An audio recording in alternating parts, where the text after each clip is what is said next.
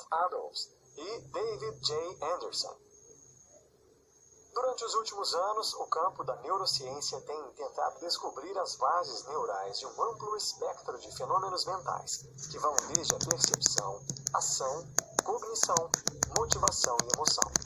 Em A Neurociência da Emoção, Ralph Adolphs e David Anderson abordam o último desses fenômenos, proporcionando um levantamento da paisagem atual desse campo de pesquisa e tecendo questões conceituais importantes, com descobertas da literatura humana e animal.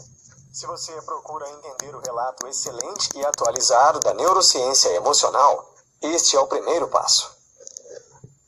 Diferentes perspectivas do campo de estudo da emoção. Como em qualquer outra área de estudos, existe uma variedade de subgrupos de pesquisadores no estudo da emoção. À primeira vista, podemos subdividi-los entre aqueles que se concentram na pesquisa em humanos e aqueles que focam em pesquisas com animais. Infelizmente, isso cria um abismo na literatura, que equivale a diferentes estruturas implícitas para estudar a emoção. Buscando uma solução para que mais conhecimento pudesse ser obtido, os dois autores deste livro fizeram algo muito importante ao trazer as duas vertentes unidas em uma estrutura comum. Cada um desses pesquisadores trabalha em um campo mais específico de pesquisa da emoção, Adolphs com humanos e Anderson com animais. Mas, ao unir as duas pesquisas, trouxeram uma combinação de conhecimento muito poderosa. Partindo de uma perspectiva altamente neurobiológica, ambos se concentram em uma pergunta simples: que tipo de elucidações queremos alcançar em uma neurobiologia da emoção? Primeiramente, precisamos entender o que são as emoções. De modo conciso, estas são estados cerebrais internos que causam mudanças externas observáveis no comportamento, mudanças fisiológicas internas observáveis no estado do corpo, mudanças em outros estados mentais. E, sob algumas condições e em algumas espécies, mudanças naquilo de que estamos conscientemente cientes, sentimentos que em humanos muitas vezes podem ser descritos verbalmente. Há muito sobre as emoções a ser estudado, o que nos leva ao segundo ponto. É preciso resumir o que já se sabe para esboçar uma estrutura de compreensão sobre as descobertas empíricas que os dados nos dão. Por isso, é importante que mais pessoas se interessem pelo aprofundamento das questões que envolvem as emoções. Os sentimentos são as experiências conscientes das emoções, e não emoções em si. Existe uma abordagem funcional para o entendimento das emoções compreensíveis, através de seus efeitos causais. As emoções são definidas pelo que fazem e não pela forma como são implementadas. Este é também o nível em que a evolução os selecionou. Elas desempenham funções específicas que contribuem para a sobrevivência. Por exemplo, por muito tempo o medo foi diretamente atrelado à amígdala. A ativação da amígdala pode, de fato, produzir diferentes tipos de medo em um cérebro saudável que está conectado a ela. Mas essa é uma visão muito simplista e até redutiva de uma emoção. Estimular a amígdala isoladamente não irá produzir medo, por exemplo, porque ao tirar o cérebro da equação, isso significará que lhe terá sido retirado o papel que é normalmente de sua responsabilidade. Todos os estados mentais, quer sejam emoções ou qualquer outro tipo de estado, são funcionais quando sob o aspecto dessa conexão, ou seja, são definidos por suas relações causais entre si. No caso das emoções, estas são estados funcionais tipicamente causados por entradas sensoriais que geram saídas comportamentais. E isso causa mudanças e elas podem ser causadas por outros estados mentais, tais como memória e percepção. Uma concepção funcional da emoção também sugere critérios para a compreensão dos transtornos psiquiátricos. Às vezes, uma emoção não é adaptativa e um comportamento emocional é uma espécie de mau funcionamento. Transtornos do humor, como depressão e ansiedade, podem ser disfunções desse tipo. Os estados de emoção são estados funcionalmente definidos. Para cumprir sua função, os estados da emoção precisam ter certos recursos de processamento. O que eles fazem é determinado por como podem fazê-lo. As emoções podem estar situadas em um espaço dimensional e podem ser relacionadas entre si em termos de semelhança, Um espaço dimensional comum para comparar emoções é um espaço bidimensional, que consiste em excitação, uma escala de intensidade da emoção; valência, a dimensão psicológica de agradabilidade ou desagradabilidade, ou a dimensão de um estímulo-resposta entre atraente ou aversivo. No entanto, atualmente não está claro se a excitação é uma propriedade unitária ou se existem diferentes tipos de excitação para diferentes tipos de emoções. A flexibilidade e a persistência de estados emocionais também permitem a integração de múltiplas fontes de informação ao longo do tempo. Um modelo que capturou essa integração foi o modelo de difusão por deriva, que demonstra que uma decisão comportamental ou neural é modelada como um acúmulo de sinal ou conjunto de sinais, que ao longo do tempo resultam em uma resposta, correspondente a uma decisão. E as decisões através das emoções não só influenciam o comportamento e a cognição, como também as respostas endócrinas e autônomas, como modificação da pressão sanguínea, digestão e níveis hormonais. O engajamento global de muitas variáveis do organismo é provavelmente uma importante pista para os tipos de desafios ambientais com os quais as emoções evoluíram para lidar, usando uma resposta coordenada que envolve todo o organismo. Essa coordenação é uma propriedade que requer uma arquitetura de controle particular. Esse aspecto pode ser formalizado em outro modelo, um gráfico matemático ou rede.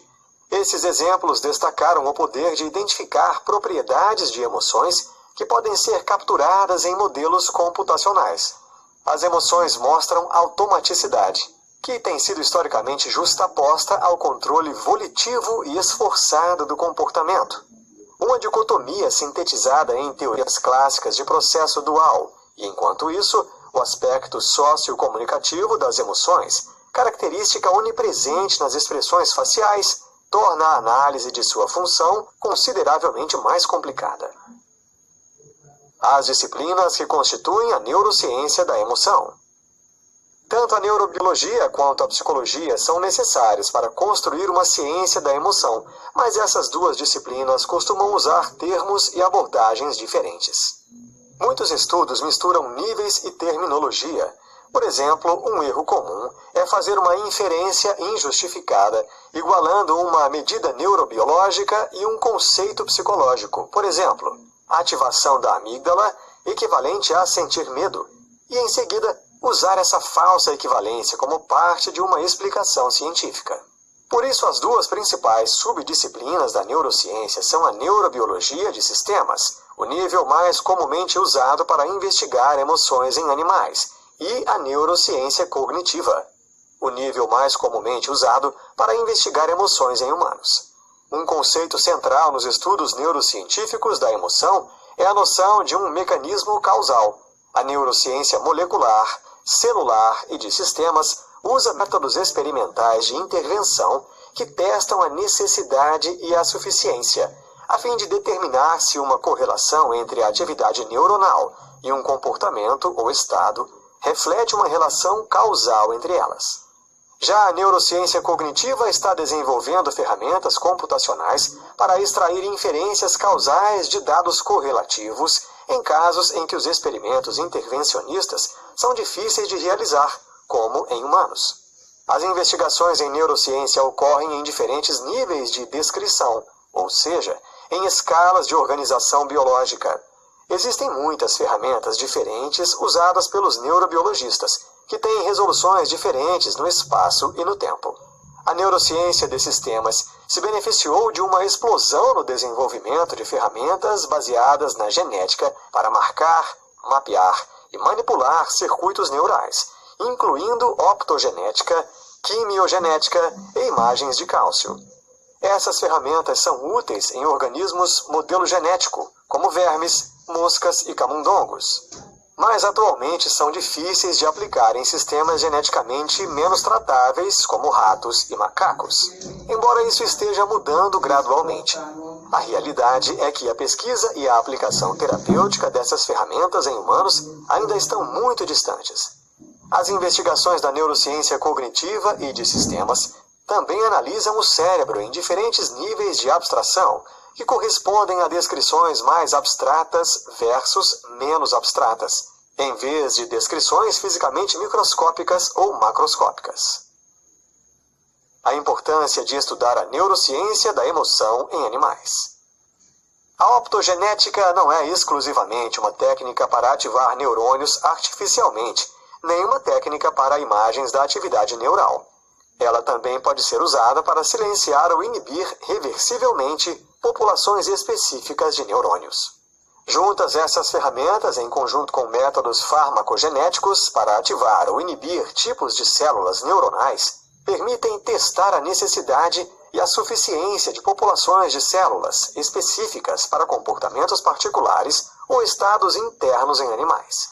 Métodos optogenéticos de manipulação da atividade neuronal estão sendo complementados por novas tecnologias de imagiologia de estruturas cerebrais profundas com resolução celular, utilizando indicadores fluorescentes sensíveis ao cálcio codificados geneticamente.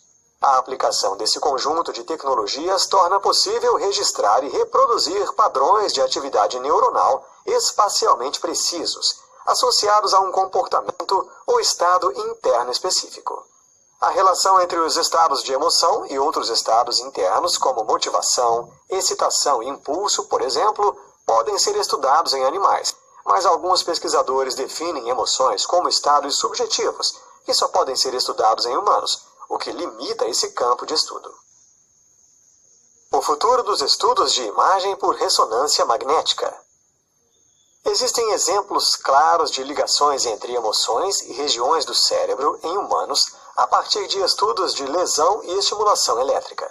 No entanto, existem estudos que apresentam dados muito confusos e um fraco controle experimental, tornando muito difícil entender a natureza precisa dessa ligação. Dois bons exemplos são as ligações entre a amígdala e o medo, e entre a ínsula e a repulsa. Outras regiões do cérebro, incluindo as mesmas estudadas em animais, cinza periaquedutal, hipotálamo e o córtex pré-frontal, também estão envolvidas. O futuro dos estudos de imagem por ressonância magnética de emoções humanas parece bastante promissor, e embora a história desses estudos, repleta de experimentos de baixa qualidade, houve uma melhoria rápida nos métodos e um compromisso crescente com o compartilhamento de dados. Investir nesses estudos é de muita importância, porque também é possível aplicar a técnica de imagem por ressonância magnética a alguns animais além dos humanos. Estudos futuros de imagem por ressonância magnética em macacos e cães podem nos dar importantes percepções sobre as homologias nos estados de emoção entre esses animais e nós. Mas existe um lado negativo. Como a ressonância magnética requer uma comparação cuidadosa entre as condições bem combinadas e impõe restrições severas, como exigir que os participantes não se movam enquanto deitados horizontalmente no scanner, isso levanta questões sobre a validade ecológica desses estudos na emoção. Até então foi possível concluir através da análise de dados de ressonâncias magnéticas que atribuir emoções a outras pessoas envolve uma rede de regiões, principalmente corticais, como o córtex pré-frontal dorsomedial.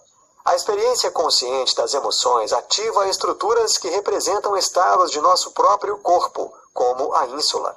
Os estados emocionais centrais, até agora pouco comuns em humanos, envolvem o córtex pré-frontal ventromedial, o cinza periaquedutal e a amígdala.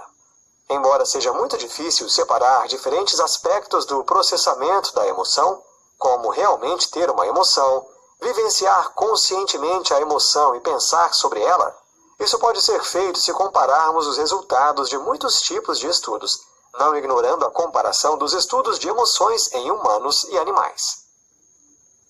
A estrutura do afeto.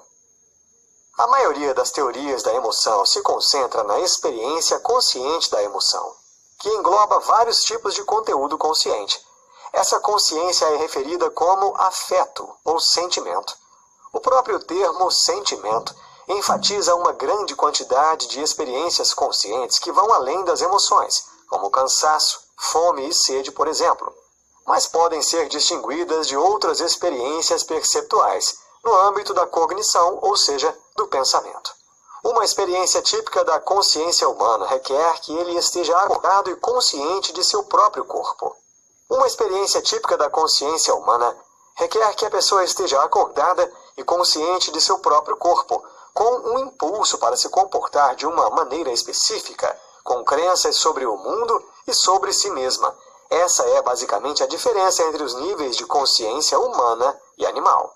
No mundo animal, tudo acontece muito mais no âmbito da percepção do que da consciência. Ou seja, eles necessitam passar por algumas experiências específicas que desencadearão suas emoções, enquanto os humanos não necessariamente precisam passar por uma situação real para obter emoções, podendo fazê-lo apenas por meio do pensamento. No entanto, um cheiro ou toque, por exemplo, pode desencadear uma valência, agradabilidade ou desagradabilidade, sem necessariamente desencadear uma emoção. A maioria das teorias psicológicas da emoção propõe que as experiências conscientes da emoção têm afeto central, uma estrutura bidimensional subjacente de valência e excitação, na qual se entende que são necessários ingredientes adicionais para constituir uma experiência emotiva. Insights. As emoções são onipresentes entre as espécies e evoluíram por seleção natural. Portanto, elas devem ser estudadas e comparadas entre animais e humanos e precisam ser entendidas em termos biológicos. Responder e entender sobre o que são as emoções requer descrições de sua função biológica. Precisamos manter distintos 3 grandes aspectos da emoção, muitas vezes são confundidos: o estado de emoção, a experiência consciente da emoção e o pensamento sobre a emoção.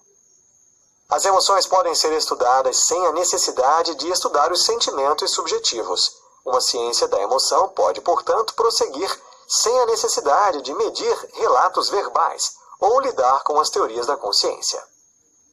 As emoções têm propriedades características que fornecem critérios objetivos para estudá-las. As propriedades das emoções nos permitem identificar instâncias de emoções entre as espécies e podem fornecer um espaço dimensional no qual podemos comparar e categorizar diferentes emoções. Neste livro, você aprendeu que o campo de estudos da emoção é muito amplo. Por muito tempo foi discutida a criação de uma base e uma estrutura, a partir das quais hipóteses testáveis pudessem ser motivadas e investigadas com ferramentas modernas de neurociência, e onde fosse possível unir os conhecimentos obtidos até então em pessoas e animais, criando uma ciência inédita e unificada. Depois de muito tempo, foi entendido que estudos com base nas propriedades chaves da emoção e na neurobiologia da emoção em animais e humanos são essenciais.